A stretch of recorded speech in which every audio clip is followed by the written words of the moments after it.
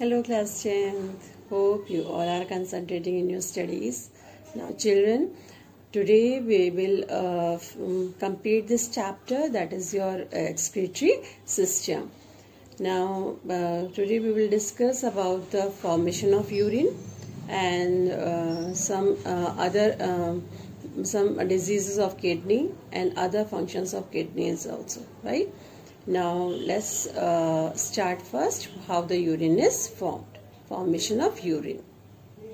Okay, now physiology of excretion is can be studied in two steps. First is your formation of urea and second is your formation of urine. Now first, how where the urea is formed? It is formed in liver. And how? Actually just because ammonia, which is a strong basic nature and highly toxic, it is quickly changed into urea by combining with CO2 in liver. And then next is your formation of urine. Now the urea which is produced in the liver cells is transported to kidneys by way of blood for elimination or for removal. In the kidneys, the urea along with small amount of uric acid, mineral salts and excess of water, pigments, etc. is converted into faint yellow colored urine. And formation of urine takes place in three steps. First is your filtration. Second is it is also called ultrafiltration. Second is your reabsorption or selective reabsorption, and third is your secretion. Okay, now first is your ultrafiltration or filtration. Filtration of any liquid under tremendous pressure is called ultrafiltration. When the blood passes from afferent arteriole having large diameter to an efferent arteriole having smaller diameter, a pressure is built up in the glomerulus capillaries, and under the influence of this hydrostatic pressure, almost all the liquid part of the blood comes out of the glomerulus and passes into funnel shaped cavity of Bowman capsule. Now this filtered out liquid is now called glomerulus filtrate or nephric filtrate, or it is also called ultrafiltrate, right? And this ultrafiltrate or glomerular filtrate, it contains excess of water, urea, glucose, amino acids, uric acids, inorganic salts and other substances like pigments.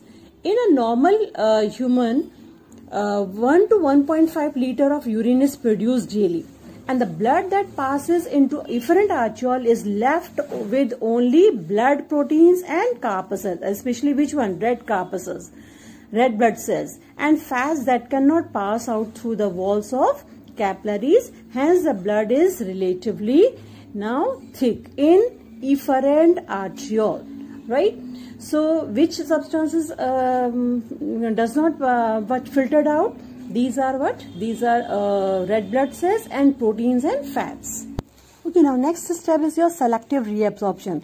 Actually, during this ultrafiltration, not only the toxic substances they are filtered out, but along with these toxic substances like urea, uric acid, so many useful substances are also they filtered out. So this nephric filtrate contains so many useful substances, and selective reabsorption of these useful substances is known as selective reabsorption. Actually, it is a process of absorption of all the useful substances from the nephric filtrate into the blood, which is running through the secondary capillary network, is called selective reabsorption. And what are secondary capillary network? Actually, this efferent arteriole, which is coming out from the Bowman capsule, it divide into so many capillaries and cover these nephrons, right?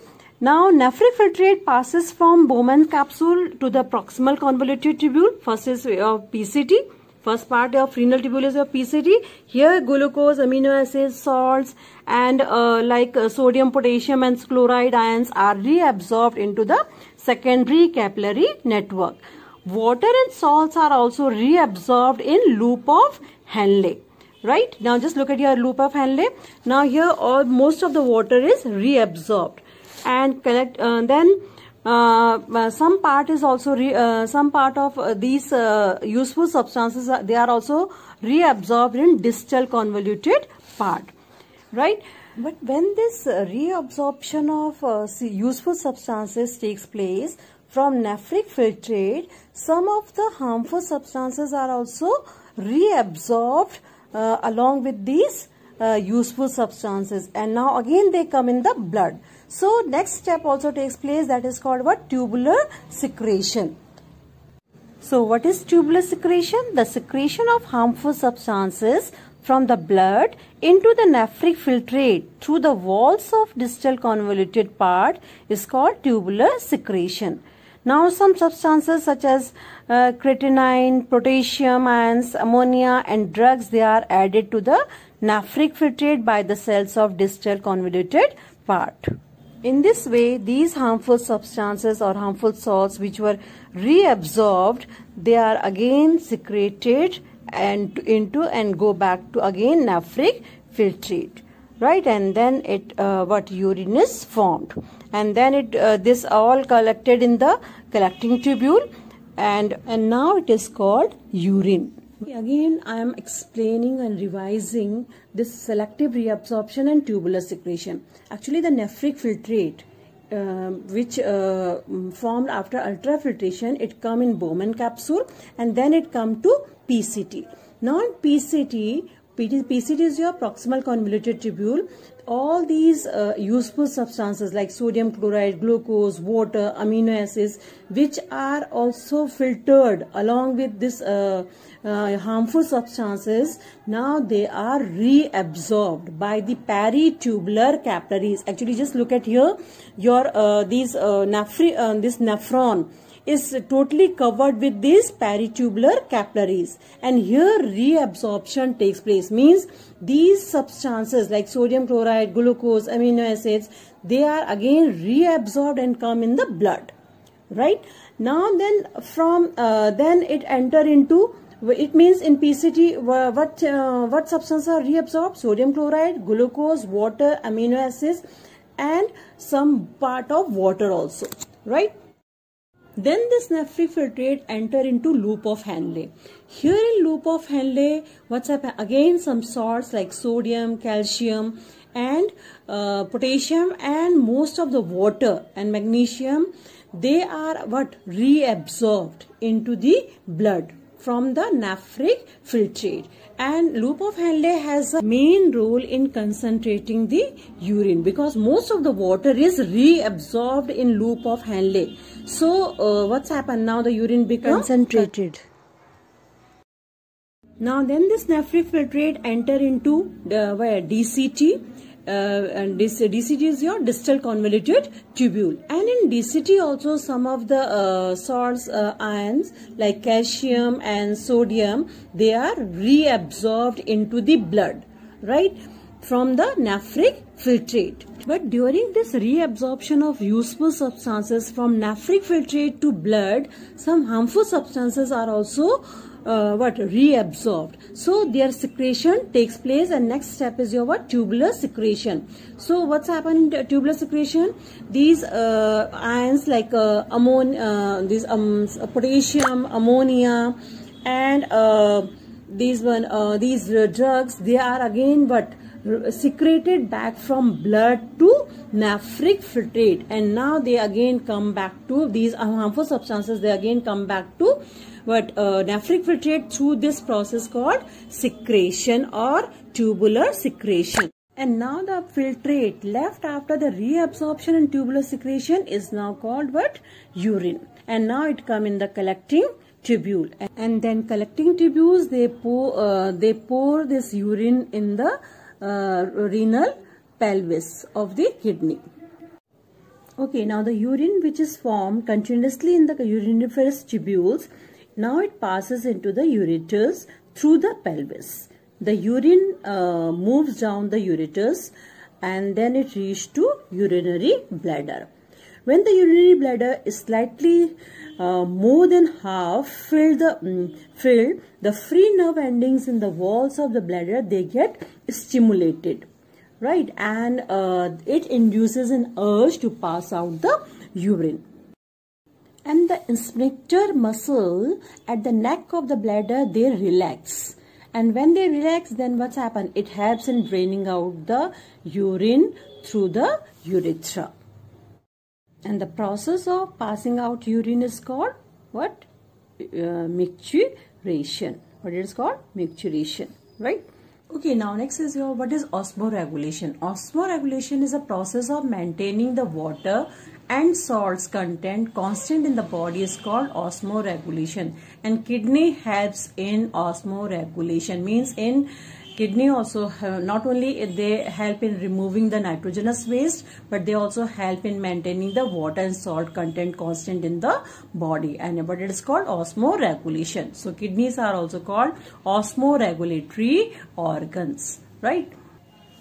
Now, as we all know that human beings, they take very large quantity of water during summer, but still they urinate or pass out urine, lesser and thicker urine. Why? Because of the fact that in summer a large quantity of water is lost in the form of sweat during perspiration, and whereas in winter what's happened, there is no sweating, so most of the excess water is eliminated or removed from the body in the form of urine. That's why during winter urination is more frequent than the summer. Okay, now next is your functions of kidneys. Kidneys not only they help in removal of or excretion of nitrogenous waste product, but they also help in regulation of water balance, that is osmoregulation, and right, and they also help in regulation of acid-base balance. You have to learn only these headings. And elimination of other substances such as pigments, drugs, etc. from the body. Right, and kidney also help in regulation of blood pressure. Just remember, kidneys, they regulate the arterial blood pressure by secreting hormone that is called renin. Right. Next is your disorders of kidneys. Means if the question is there, name 2 diseases, kidney diseases. First is your hematuria, and what's happened in this disease? The blood is passed out along with the urine in hematuria. Uremia is a disease in which what's happened? Actually, when nephrons, they because of the failure of nephron, the excessive urea it retained in the blood, and what it is called? Uremia. Next is your glycosuria. It is in this disease the level of blood sugar rises to a very great extent. And last is your kidney stones. These kidney stones are formed by precipitation of uric acids and salts, especially with salt, calcium oxalate. When uric acid and calcium oxalate, they precipitate it, then they form kidney stones. Okay, now in case of renal failure, or when both the kidneys of a person they are stop functioning, right? Then the person has to go for dialysis. So what is dialysis? The removal of unwanted substances from the body through the artificial kidney is called dialysis, right? Okay, now next I am explaining some exercises. First, this question is your study the diagram given below. Now label the 1 to 5. 1 is your afferent arteriole, second is your efferent arteriole, third is your glomerulus, fourth is your Bowman's capsule, fifth is your beginning of tubule. Right? Then what is the structural difference between 1 and 2? What is your 1? 1 is your afferent arteriole. Afferent arteriole has larger diameter than the efferent arteriole. Simply you write afferent arteriole has larger diameter and efferent arteriole has smaller diameter. Now next is your what step of urine formation takes place in part 3? Part 3 is your glomerulus, and process takes place here? Ultrafiltration. Now name the liquid passing out through the 5, that is your nephric filtrate. Now state the differences found in the blood passing out through 1 and 2. 1 is your afferent arteriole. Afferent arteriole contain the blood which has excess water, glucose, amino acids, red blood corpuscles, all the blood corpuscles, and proteins, fats, urea, uric acid, all these ones, right? But in 2, that is 2 is your efferent arteriole. Efferent arteriole contain only corpuscles, right? And especially RBCs, and your proteins, plasma proteins, and fats only, These three things are present only in efferent arteriole. The blood which present in efferent arteriole, it contain only blood corpuscles, especially RBCs, proteins and fats. Okay, now the question number 6, fourth part, the pigment providing color to the urine. Which pigment? Urochrome. Which one? Urochrome pigment, they provide color to the urine, and it is slightly faint yellow in color. Now next is your complete the following, which about 1.25 million nephrons are present in each kidney. Dash contains a bunch of knot of capillaries, Bowman's capsule, and what it is called? Glomerulus. Knot of capillaries are called glomerulus. Urea is produced in liver. Collecting tubules, they converge majorly to form a group called pyramids. Passing out of urine is called micturition, and in hematuria, blood passes out along with the urine. And ureter, it carry urine from kidney to urinary bladder. Okay, now next is your differentiate between the following: Bowman's capsule and Malpighian capsule. Bowman capsule parts included means Bowman capsule consists of your glomerulus and Malpighian capsule. Okay, and Malpighian capsule consists of your Bowman's capsule and glomerulus. Just remember, actually, just look at this diagram here. This is your what? Malpighian capsule, right? This Malpighian capsule consists of your this Bowman's capsule and glomerulus, while your Bowman's capsule consists of your glomerulus and Malpighian capsule. Understood? Now next is your renal cortex and renal medulla. Renal cortex is a part of parts of nephron present in renal cortex. Renal cortex, which parts of nephron present in renal cortex? That is your Malpighian capsule, and PCT and DCT are present in renal cortex. What is PCT? Proximal convoluted tubule. And DCT is your distal convoluted tubule are present in renal cortex. While in renal medulla, only loop of Henle is present. Right, that's why cortex cortex has a dotted appearance because of the presence of Malpighian capsule, PCT and DCT of nephrons. Now next is your ureter and urethra function. Ureter carry urine from kidney to urinary bladder, and urethra help in passing out the urine. Thank you, children.